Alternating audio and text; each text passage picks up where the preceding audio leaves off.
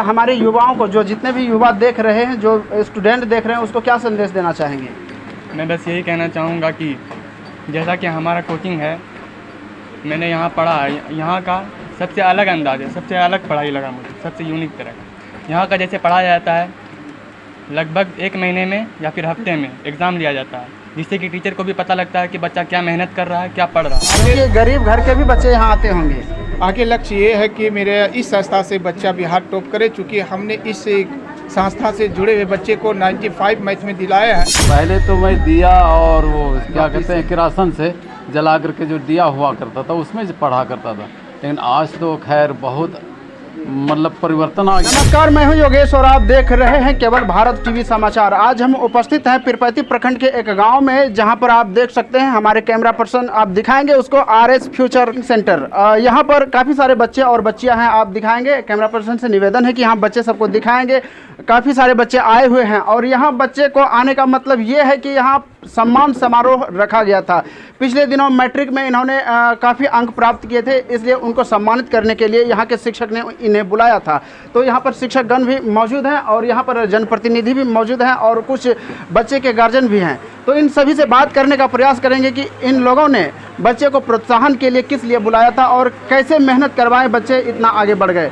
तो सबसे पहले हम बात करेंगे यहाँ के संस्था के उप संचालक से। सर, आपका स्वागत है हमारे केवल भारत टीवी समाचार में। जी, बहुत शुक्रिया। सर, आप ये बताइए कि अपने बच्चे को कैसे पढ़ाएं जो कि आज इतना अंक प्राप्त किया, आप उसको सम्मान के लिए यहाँ बुलाए हैं? जी, ये सवाल काफ़ी आम है जी और हम लोगों ने जो भी हमारे साथ सहयोगी शिक्षक हैं जी, हालांकि मैं इस सेंटर को कोचिंग सेंटर नाम नहीं देता, मैं ट्यूशन सेंटर नाम देता हूँ। कोचिंग सेंटर में तो कई सारी और भी शैक्षणिक जो सुविधाएं होनी है वो भी होती हैं, तो उन चीज़ों में कहीं ना कहीं अभी कमी रही है और मतलब उन चीज़ों को पूरे करने की कोशिश हो रही है। मैं यहाँ, चूँकि मेरा ये घर मकान है, तो मेरी निगरानी यहाँ होती है। बाकी तो शिक्षक और हैं जो हमारे यहाँ पर काम करने वाले हैं और हेड मिस्ट्रेस का नाम नगमा शाफिया है। जहाँ तक आपका सवाल है कि किस तरह से मेहनत किया, हम लोगों ने लगातार इस चीज़ पर जो है गौर खोज करना जारी रखा है कि कैसे बच्चों के ज़्यादा से ज़्यादा नंबर आए। और इस चीज़ पर जो एक चीज़ हम लोगों ने फोकस किया, हमारे कौशल सर हैं जो उन्होंने बताया कि हर हफ्ते बच्चों का टेस्ट लिया जाए और वो जो OMR शीट है जिसमें बच्चों को कई बार परेशानी हो जाती है नाम भरने में, उसको गोलाई सही तरीके से भरने में, उसकी प्रैक्टिस हम लोगों ने काफ़ी अच्छे तरीके से करवाई ताकि 50 नंबर जो गोलाई पर जो है OMR शीट पर जो नंबर मिलना है वो बढ़िया से बढ़िया जो है उसको वहाँ से हासिल हो। बाकी जो सब्जेक्टिव जो क्वेश्चन है, उसके सवालात, उसके जो प्रश्न हैं, उनको भी हम लोगों ने बढ़िया से बढ़िया कोशिश करवाया है। आइंदा और भी कोशिश रहेगी कि हमारे शिक्षक जो है उस पर मेहनत करें और इससे भी बेहतर रिजल्ट दें। अच्छा, एक सवाल पूछना चाहते हैं सर, हमारे इस क्षेत्र में अगर बात की जाए तो पढ़ लिख कर लोग बेरोजगार होते हैं। बेरोजगारी के वजह से वो ट्यूशन खोलकर एक कमाने का जरिया बना लेते हैं, बच्चों के पीछे उतना मेहनत नहीं करते हैं और सालाना उसे इनकम कमाते हैं। तो आपने बच्चों के पीछे जो इतना मेहनत किया, बच्चे को हम अभी सुन रहे थे आपको 6 महीने का आपने छूट भी देते हैं, तो इसमें आपको बचता क्या है? आप कमाने के लिए करते हैं या फिर बच्चे को पढ़ाने के लिए, दूसरे के बच्चे को शिक्षित बनाने के लिए?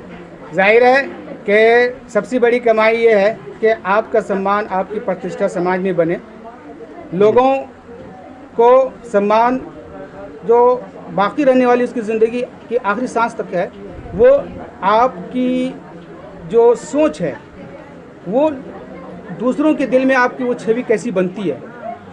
हम हमेशा इस बात के लिए कोशिश करते हैं कि पैसे कमाना बहुत बड़ी बात नहीं है, पैसे कमाने के ढेर सारे ज़राए और ज़रिए हो सकते हैं, लेकिन बच्चों का जो वक्त यहाँ लगता है 2 साल, 4 साल, 5 साल या किसी भी कोचिंग संस्थान में जो लगता है वो उसका बहुत कीमती वक्त होता है। अगर उन बच्चों से कुछ आर्थिक मतलब जो है रूप से कुछ हासिल करने के मकसद से अगर वो उस तरफ चलाया जाता है तो उसका वक्त जो है वहाँ पर कहीं न कहीं बर्बाद या ज़ाय हो रहा होता है और पूरी तरह से जो फोकस नहीं कर पाते। हमारी कोशिश है कि जो कुछ भी अगर आर्थिक बच्चों की तरफ से, कई बार तो मैं यहाँ पे जो है आपको अपनी बड़ाई नहीं करता, कई गार्जियंस ऐसे हैं जो अपनी बात वो रखते हैं आर्थिक रूप से जो कि कुछ अक्षम है वो, तो मैं उनको बिल्कुल ये कहता हूँ कोई दिक्कत नहीं है, आप आए यहाँ पे, लेकिन शर्त यह है कि आपके बच्चे यहाँ पर पढ़ने के लिए बिल्कुल अपने आप को तैयार करें।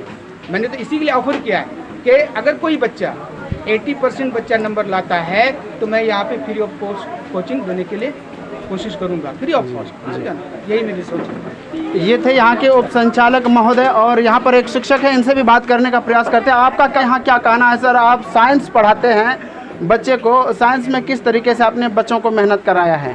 जी 2022 से 23 के सेशन में जिस प्रकार से सर ने बताया कि जो है ना कि यहाँ का जो इंस्टीट्यूट ये कोचिंग ये ट्यूशन संस्थान जो चलाया गया है, तो इसमें पैसा हम लोगों का पर्पस नहीं है कमाना, बल्कि हम लोगों का पर्पस है शिक्षा को दान करना, यानी कि ज्ञान को दान करना, यही है। और हम लोगों का सभी जितने भी इस ट्यूशन संस्थान में अभी टीचर शिक्षा दान कर रहे हैं, तो उसका मात्र कारण है शिक्षा को दान देना, ना कि कमाना। आप क्या कहना चाहेंगे सर? मैं यहाँ के सारे टीचर का गुजार हूँ, और यहाँ रिजल्ट जो है जो अभी इस साल 22 और 23 में इन्होंने दिया, इससे बेहतर रिजल्ट इन्होंने कोई संस्था ने दिया। और आगे भी मैं इस संस्था के सारे टीचर से गुजारिश करूँगा कि आगे बच्चे का भी इस तरह से रिजल्ट दें। बताया जाता है कि आप यहाँ के जनप्रतिनिधि हैं। जी जी, आपका कितना योगदान रहता है इस कोचिंग में? मैं इसका भरपूर योगदान करूँगा, और आगे भी इसका जो भी समस्या का समाधान होगा मैं उसका मदद करूँगा। चलिए धन्यवाद सर। आप क्या कहना चाहेंगे सर? कितने दिनों से इसमें शिक्षक का काम कर रहे हैं, पढ़ाने का काम? 2021 से इस संस्था से जुड़े हैं सर जी। और अभी तक वो पढ़ाई जारी है। आगे क्या लक्ष्य है? बच्चे को कहाँ तक पहुँचाना है? क्योंकि गरीब घर के भी बच्चे यहाँ आते होंगे। आगे लक्ष्य ये है कि मेरे इस संस्था से बच्चा बिहार टॉप करे, चूँकि हमने इस संस्था से जुड़े हुए बच्चे को 95 मैथ में दिलाया है। यदि 95 और सब्जेक्ट में लाने का प्रयास करेंगे, क्योंकि बिहार टॉपर ने 487 अंक प्राप्त किए हैं, उस स्तर से हर सब्जेक्ट में हमने अपने सहयोगी शिक्षक से भी बार बार ये प्रश्न करते हैं कि यदि हम 95 हर सब्जेक्ट में देंगे तो वो बिहार टॉप निश्चित रूप से इस संस्था के एक दिन करेगा। चलिए बहुत बहुत धन्यवाद सर। आप जैसा कि देख सकते हैं इस तस्वीर के माध्यम से, ये बीच में यहाँ के मुखिया जी हैं। मुखिया जी की बात आ जाती है तो समाज में कहीं ना कहीं कल्याण की बात आती है। छोटे से छोटे तबके के लोग को ऊंचा उठाने का काम ये मुखिया जी करते हैं। आज हम बात करने वाले हैं कि ये मुखिया जी इस कोचिंग को लेकर क्या सोचते हैं और इनकी क्या प्रतिक्रिया है। क्या कहना चाहेंगे इस कोचिंग के बारे में? इस कोचिंग के बारे में ये कहना चाहेंगे कि जितने भी टीचर हैं ये काफ़ी मेहनत कर रहे हैं बच्चे को लेकर के, और जो बच्चे जो बेहतर रिजल्ट जिनका है 80% या 85% जिसका नंबर मार्क्स के आया है जी, वो 6 महीने का फीस छूट दिया गया है। वो तो कोचिंग की तरफ से, आपके तरफ से क्या छूट है? मेरे तरफ से भी अभी मौका नहीं मिला है, लेकिन आगे जो भी मौका मिलेगा हम। इस संस्थान में पहली बार आए हैं या फिर? नहीं, इसके पहले भी हम आए हैं। ये तो आपको कुछ ना कुछ बच्चे को प्रोत्साहन राशि के तौर पर या तो फिर सहयोग राशि के तौर पर, मतलब जैसे भी हो हर संभव मदद करनी चाहिए थी आपको। यानी हर संभव हम मदद करेंगे छात्रों को। हाँ। और अभी डायरी पेन से हम बच्चों को जो है सम्मानित किए हैं, और आगे जिस चीज़ से भी मदद की ज़रूरत पड़ेगी वो हम करेंगे।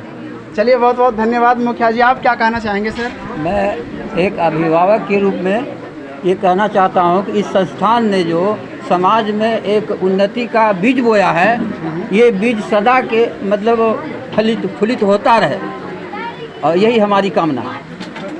उप सरपंच साहब आप हैं, आप अपना परिचय देते हुए ये बताइए कि आपका कितना योगदान रहता है बच्चों के पीछे?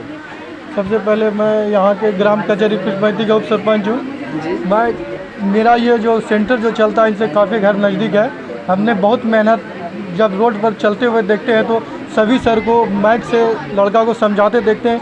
मैं भी एक स्टूडेंट रहा हूँ जिसमें यहाँ जो क्लास चलाते उसमें 2 मेरे टीचर हैं, अब्दुल सत्तार सर और कौसर सर, मैं इनके पास भी पढ़ा हूँ। और मैं भी एक स्टूडेंट था पहले, मैं भी पढ़ करके आज जनप्रतिनिधि हूँ, आज जनता का सेवा करने का मौका मिला। मैं कहता हूँ कभी कभी जब रोड से चलता हूँ तो मैं खड़ा रहता हूँ, देखता हूँ सर का पढ़ाने का जो एक तरीका है, जैसे सर पढ़ाते ताकि बच्चा के दिमाग में घुसता। मैं खुद खड़ा होकर इस सर का भाषा जो लैंग्वेज होता है उसको पकड़ने का कोशिश करता हूँ। और जितना भी देखते हैं सबसे जितना भी 35 पंचायत के अंदर जितना भी सेंटर चलता है इसमें सबसे अच्छा मार्क्स इसी सेंटर का है। मैं आशा उम्मीद करता हूँ सर लोग जब भी हमको बुलाएंगे हमसे जो भी मदद होगा हम करने के लिए तैयार हैं। अगर ऐसा स्टूडेंट यहाँ हो जो पढ़ने के लिए इच्छुक हो और ज़्यादा पढ़ने के, लेकिन ऐसे स्टूडेंट को अगर रजिस्ट्रेशन करने या किसी भी तरह का कठिनाई पैसा में आता मैं सतत उसके लिए खड़ा रहूँगा। चलिए आपको बहुत बहुत धन्यवाद। मैं आप दर्शकों को बता देना चाहता हूं कि पहले के ज़माने में जितनी असुविधा होती थी बच्चों को पढ़ने में, उस युग को आज एक्सप्लेन करने वाले हैं हमारे साथ एक बुजुर्ग हैं।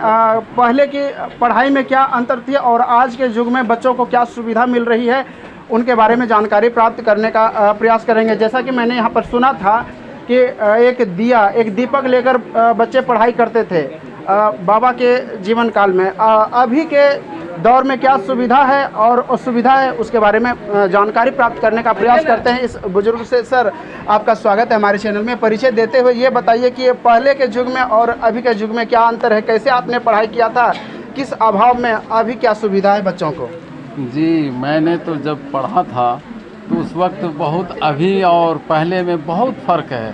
पहले तो मैं दिया और वो क्या कहते हैं किरासन से जला करके जो दिया हुआ करता था उसमें से पढ़ा करता था। लेकिन आज तो खैर बहुत मतलब परिवर्तन आ गया। आज तो इन्वर्टर और बिजली का ज़माना है तो बच्चा लोग भी बहुत अच्छा। हमारे एक ही लड़का है मुझे और वो इसी कोचिंग में है और वो बहुत अच्छा पढ़ रहा है। और हमारी एक लड़की भी एक लड़की एक लड़का दोनों इसी कोचिंग में, और मैं उनके पढ़ाई से बहुत खुश हूँ। यहाँ के जो अब्दुल सत्तार साहब हैं जो हेड मास्टर हैं उनके मेहनत से हम काफ़ी इत्मीनान हैं, खुश हैं और अच्छी तालीम हो रही है। इस तरह का अगर हर कोचिंग में हर कॉन्वेंट में अगर तालीम हो तो फिर हमारा जो क्षेत्र है, इलाका है, बल्कि पूरा बिहार के ये देश हमारा फिर तरक्की की ओर जाएगा। लाइल्मी की वजह से, ना इल्म होने की वजह से आज हम भटक रहे हैं। लेकिन इस तरह का मेहनत अगर हुआ जैसा कि इस कोचिंग के अंदर मेहनत हो रहा तो फिर बच्चा हमारा जो है बहुत आगे निकलेगा। इन्हीं बातों के साथ अपनी बात को वाणी को विराम मत दीजिए सर। हम एक सवाल पूछना चाहते हैं कि यहाँ के बच्चे को और जितने भी यहाँ बच्चे पढ़ने आते हैं उनके पेरेंट्स को आप क्या संदेश देना चाहते हैं इस कोचिंग को लेकर? इनके गार्जियन को जी, हम तमाम, मैं भी एक गार्जियन की हैसियत से आया हूँ और तमाम गार्जियन से हमारा अपील है कि जो यहाँ टीचर मेहनत कर रहे हैं इस मेहनत में गार्जियन भी थोड़ा हिस्सा लें कि जब यहाँ से कोई बच्चा पढ़ के जाए तो क्या पढ़ा है, कुछ मिनट, घंटा, आध घंटा, 1 घंटा अपने बच्चों पर थोड़ा सा अपने काम धाम में से समय निकाल करके बच्चे पर ध्यान दें कि बच्चा हमारा क्या लेकर के आया, पढ़ करके जो आया है, क्या पढ़ के आया है, उस पर अगर हम गार्जियन ध्यान देंगे तो फिर हमारे दोनों के मेहनत से हमारे जो मास्टर साहब मेहनत करते हैं और फिर हम जो ध्यान देंगे तो फिर ये बच्चा हमारा तरक्की ज़्यादा करेगा। तमाम गार्जियन से अपील है कि गार्जियन भी थोड़ा अपने बच्चों पर गाइड रखें। चलिए बहुत बहुत धन्यवाद सर इतना कीमती वक्त देने के लिए। शुक्रिया।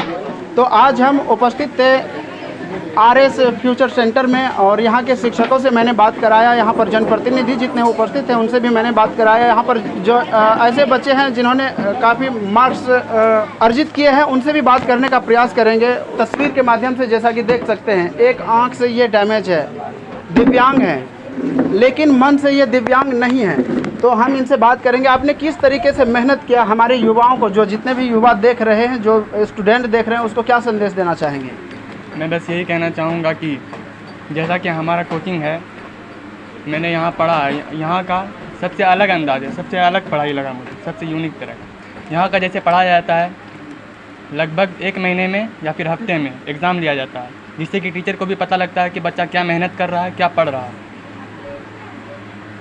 और बस मैं यही कहना चाहूँगा कि आप लोग मेहनत करें। जिस तरह की पिछले साल के बच्चे 2022 से 23 तक सेशन के बच्चे मेहनत किए हैं उससे भी ज़्यादा मेहनत करें और आप हम लोगों से भी अच्छा नंबर लाने का प्रयास करें। मैं बस यही कहना चाहूँगा कि मोबाइल को कम इस्तेमाल करें और पढ़ाई पर ज़्यादा ध्यान दें। आप क्या कहना चाहेंगे? तो हम बस थोड़ा इतना ही कहना चाहते हैं कि मानिए सभी बच्चे अच्छे से पढ़ें और अपना नाम रोशन करें और सभी टीचर और अपने गार्जियन का। आपने कितना मेहनत किया था, कितने घंटे दे रहे थे पढ़ाई में? बस हमने 2 से 3 घंटा। Per day? यस। आप अपने उम्र के लोगों को क्या कहना चाहेंगे? तो हम बस उतना इन सब से इतना ही कहना चाहते हैं कि ये कुछ अच्छा से पढ़ें और फ़ोन का यूज़ थोड़ा कम करें। आपने फ़ोन का यूज़ किया था कभी? तो फ़ोन का यूज़ तो करते थे हम भी, बस थोड़ा कभी ने 1 घंटा और ने हाफ। आपका नाम? मोहम्मद सरफराज। आपका? मोहम्मद इमरान। ये दोनों बच्चे थे कोचिंग के टॉप स्टूडेंट और जिन्होंने काफ़ी अंक प्राप्त करके आज सम्मानित भी हुए और मुखिया जी, जनप्रतिनिधि और शिक्षकों के द्वारा सम्मान भी प्राप्त किए। और भी यहाँ काफ़ी सारी बच्चियाँ हैं, इनको भी दिखाएंगे। कैमरामैन से निवेदन है कि आप जाएं, उसको दिखाएं। और यहाँ काफ़ी भीड़ लगती है। यहाँ के इस इलाके के जितने भी पेरेंट्स हैं, मैं चाहूँगा उनसे निवेदन करना चाहूँगा कि इस कोचिंग में RS फ्यूचर सेंटर में ज़रूर भेजें अपने बच्चे को। अगर आपके पास फ़ी की कमी है तो यहाँ पर ऐसा सुविधा उपलब्ध है। आपके बच्चे में टैलेंट है तो 6 महीना का जो उसका फ़ी है उसको माफ़ कर दिया जाता है। अगर आपके बच्चे निरंतर इस तरीके से रिजल्ट लाते हैं तो आपके बच्चे फ्री में इस कोचिंग में पढ़ सकते हैं। तो बाकी इसी तरह की तमाम खबरों को देखने के लिए हमारे चैनल को सब्सक्राइब कीजिए और बेल आइकन को दबाकर ऑल को क्लिक कीजिए। तब तक के लिए जय हिंद, वंदे मातरम।